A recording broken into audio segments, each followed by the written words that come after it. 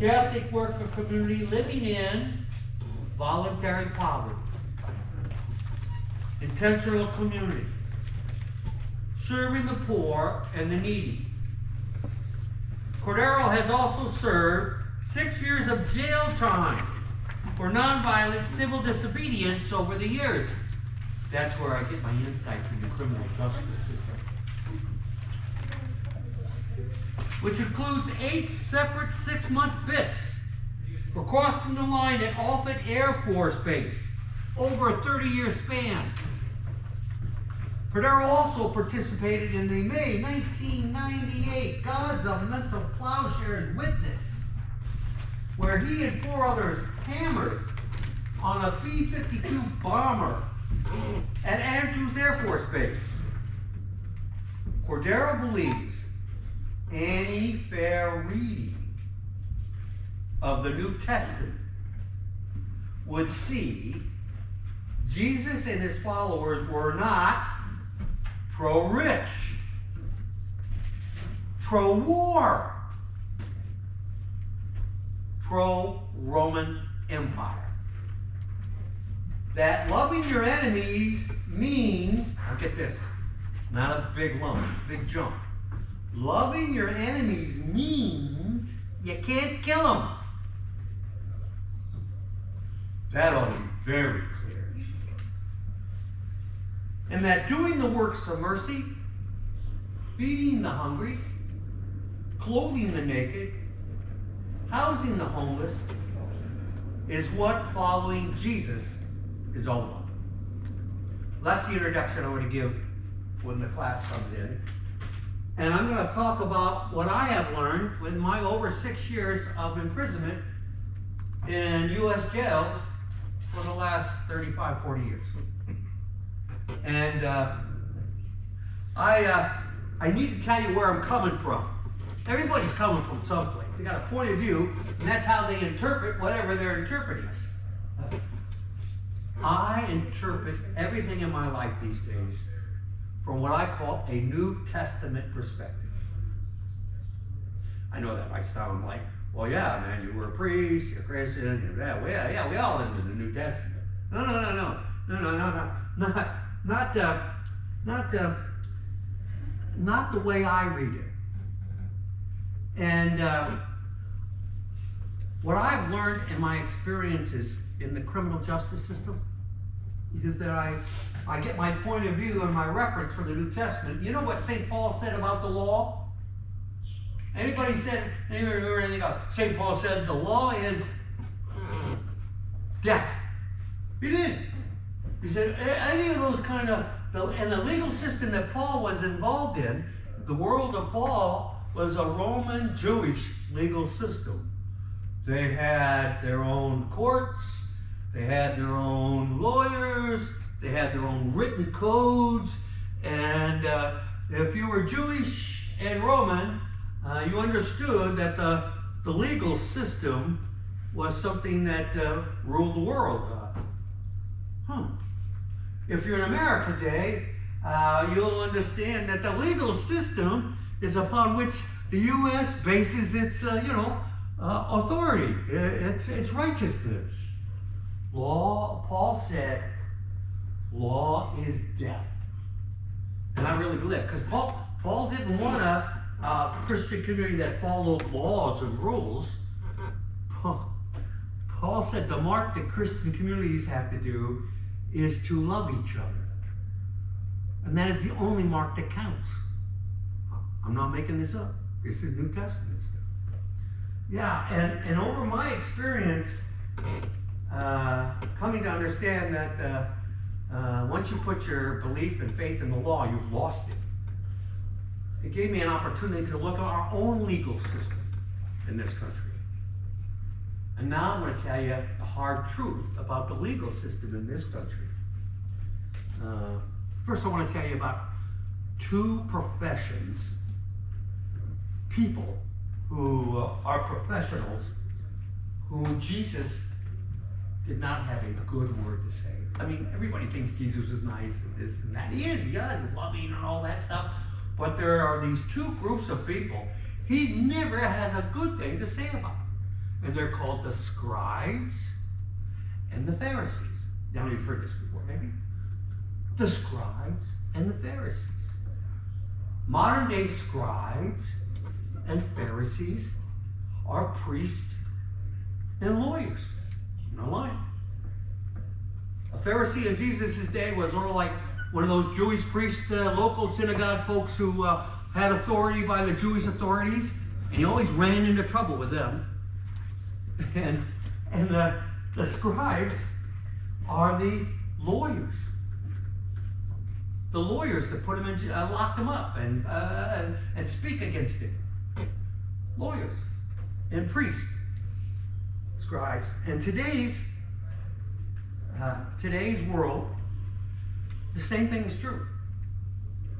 Because our legal system primarily is not the criminal system.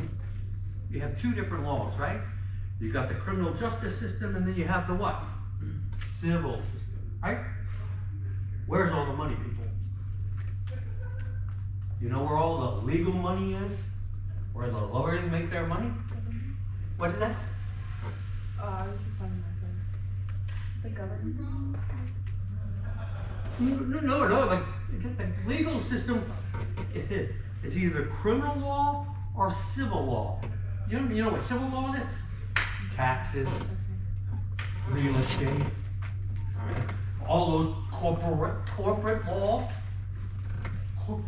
Billions. The big money for lawyers is in the civil world, representing some corporations, protecting capital. Right? The criminal justice system gets peanuts compared to that. I'm just saying.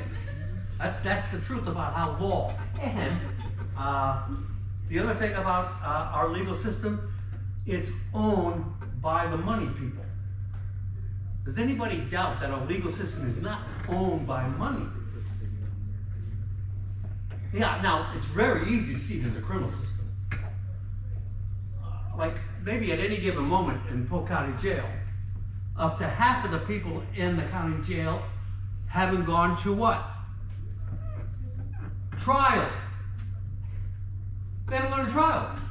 They haven't been proven guilty. They haven't been proven innocent. But you know what they can't get up? Bail money. That's why most people are in jail. County jails, because that's where they do the whole processing thing, you know? And money speaks. I mean, let's just look at today's, what's going on in Washington, D.C. and Donald Trump. I mean, really, people, you think poor people who get caught up in the legal system have money to buy attorneys and get every kind of rule and thing going on and throwing up smoke, and these guys can keep this thing going on for months and months. If you got the money, you could spend it all and never go to jail. Just saying that. Most people in jail are poor. They don't have the money, don't have the legal system. And we got what we got going on now.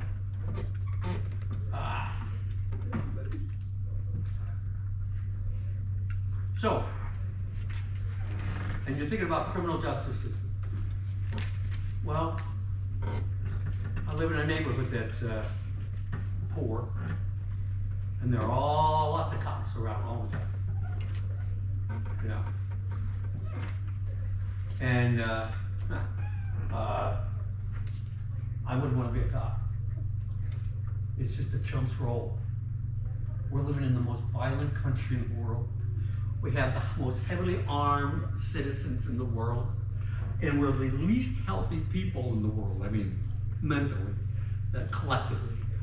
We may have individuals. Every individual might be really neat and cool in Americans, but collectively, we are the worst human beings on the planet.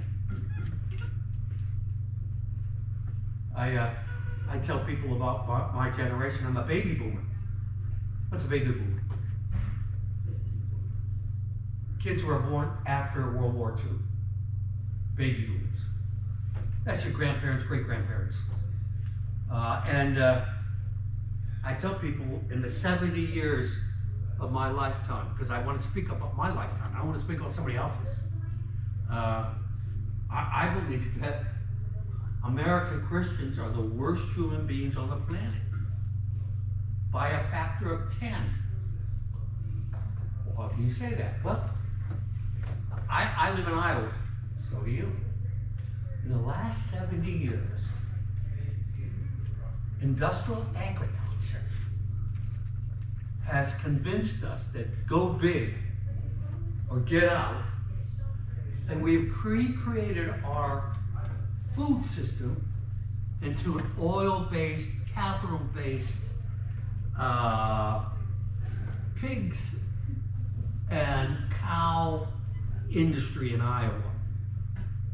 And doing that, in the last 70 years, we have lost half of the soil God gave the human race to live on in this part of the world. Half of the soil. Who does that?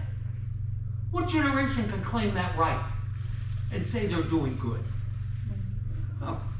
And it's not like we're creating a healthy, good food system. Those of us who are eating this diet are killing ourselves. And since it's oil-based, we keep spewing oil all over the environment. Not for human sake, but for capital. And simply on that alone, modern day corporate agriculture is war on the planet when we're not at war.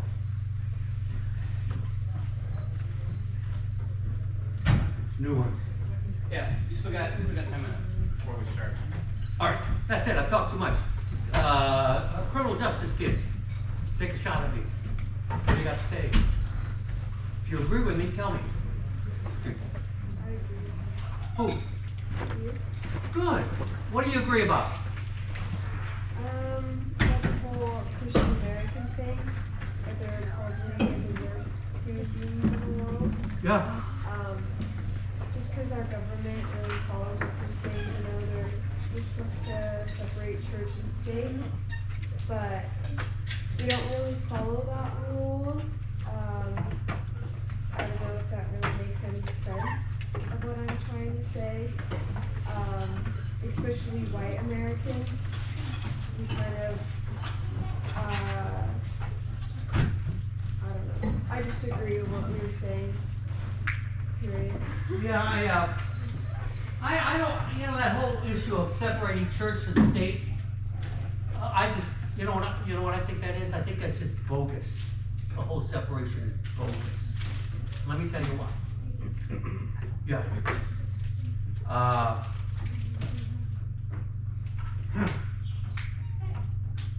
The biggest problem with American Christianity is our church's leadership has been committing these grievous sins of omission. What's a sin of omission? Anybody know what that is? That's a Catholic term. Oh, these are the sins you commit, but you never speak about. These are the things you do, but you never put it out there to be measured. So that when you are committing these sins against the gospel, you're doing it, but nobody knows it because no one's been told about it. That's called a sin of omission. So, catch this.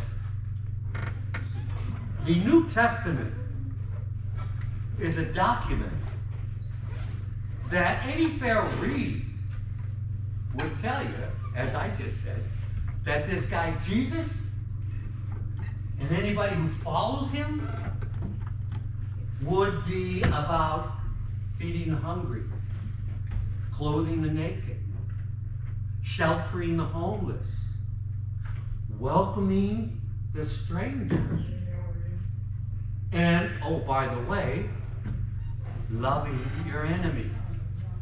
Now, that's basic Jesus stuff. Anybody disagree with that? Am I misreading the text? So help me out. How do you love your enemy and kill them? Truth. I mean, I've been looking at that for years, and I've come to the conclusion, we're just lying to ourselves if we think we can do that. And the other thing is, how can a Christian support capital punishment when their guy was nailed to a cross by people who had legality to kill, the license to kill?